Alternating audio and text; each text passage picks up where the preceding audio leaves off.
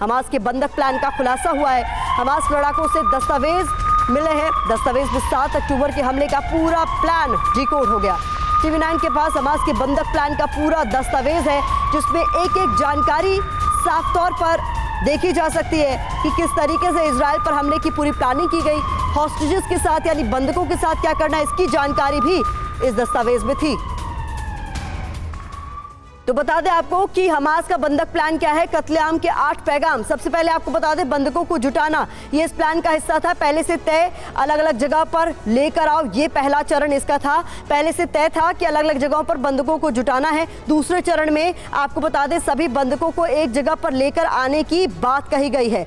इसके अलावा अलग थलग कर नियंत्रित करने की बात भी इसमें मेंशन की गई, यानी खतरा पैदा करने वाले को मार डालो, इस बात को साफ तौर पर लिखा गया है। हथियारों के दम पर दहशत फैलाओ, ये भी इससे साफ होता है। आंखों पर काली पट्टी और हाथ पैर बांधो।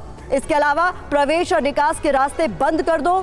साथ ही साथ बेहोश करने की दवा का इस्तेमाल करो, ये भी इसमें मेंशन्ड है। कार बम स्नाइपर का इस्तेमाल करो, इसका भी जिक्र इसमें किया गया। अब बात कर लेते हैं अगली बड़ी पॉइंटर की, जो कि है सुरक्षा, यानी तलाशी लो, आईडी समेत बाकी जानकारी इकट्ठी करो, महिलाओं को बच्चों से अलग करो, ये भी इनके प्लान का हिस्सा था। सुसाइड करने वाली चीज से दूर रखो। इसके अलावा बंधकों का चारे की तरह इस्तेमाल करो, ये भी इनके प्लान का हिस्सा था। अब खाने का सामान, बता दें आपको, ज्यादा से ज्यादा खाद्य सामग्री जुटाओ, ये भी इनके प्लान का हिस्सा था। बंधकों को अपने पास से खाना मत खिलाना, ये भी साफ तौर पर इस दस्तावेज में लिखा गया। इसके अलावा हम बात कर लेते हैं छिपने के तरीके की, जो इनका 5वीं स्ट्रैटेजी है, या कहें कत्लेआम के जो 8 पैगाम है उसमें 5वीं स्ट्रैटेजी क्या निकलकर सामने आई। छिपने का तरीका, इसको लेकर भी बाकायदा तौर तरीके इसमें लिखे गए हैं। बता दें अपहरणकर्ताओं की जानकारी मत साझा करो, ये भी इसमें स्पेसिफाइड है। इसके अलावा बंधक बनाने की जगह गोपनीय रहे, ये भी साफ किया गया। खिड़कियों दरवाजों को बंद रखना, साथ ही साथ ज्यादातर जगहों पर आग लगा दो, ये भी इन डॉक्यूमेंट से रिवील होता है, यानी साफ तौर पर समझ में आता है।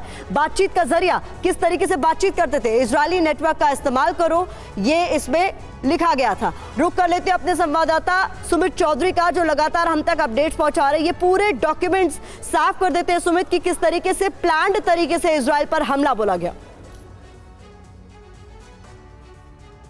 देखिए बिल्कुल, क्योंकि ये तैयारियां सारी 2021 से चल रही थी। 2021 में भी एक बार इजराइल की फोर्सेस ने इस तरीके से कैप्चर किए कुछ हमास के आतंकियों को, तब ये पता लगा कि ये पैराग्लाइडर्स और कई इक्विपमेंट लेकर बैठे हैं। और मैं आपको बताऊं कि जब इसी सितंबर के अंदर इजिप्ट ने 2 बार ऐसे इंटेलिजेंस इनपुट एक बार फिर शेयर किए थे, जिसको इग्नोर कर दिया गया। दरअसल फेज वाइज तरीके से कोशिश ये थी हमास की कि इस पूरे अटैक को एक अटैक नहीं, एक बल्कि एरिया कैप्चरिंग बड़े ऑपरेशन के तौर पर अंजाम दिया जाए। यानी इन इलाकों में जो हमास और इजराइल के बॉर्डर के आसपास के गांव हैं, इलाके हैं, इनको पूरी तरीके से कैप्चर कर लिया जाए और फिर नेगोशिएशन या फिर बातचीत की जाए और गाजा पट्टी के बॉर्डर को इंक्रीज किया जाए। ये कुछ स्ट्रैटेजीज इसलिए थी क्योंकि आपने जिस पॉइंटर्स को बताया कि देखिए होल्ड अप कर लेना, घरों को आग लगा देना, लोगों को ले जाना, ये सारी स्ट्रैटेजीज उसी पार्ट का प्लान बी थी। यानी जब अगर लगेगा कि इजराइल की तरफ से रिटेलिएटरी एक्शंस आ रहे हैं, मैसिव आ रहे हैं और हमको पीछे हटना है, तो फिर हॉस्टेजेस को लेकर अपने इलाकों में वापस आना, उनकी आइडेंटिटी को छुपा देना, उनको छुपाए रखना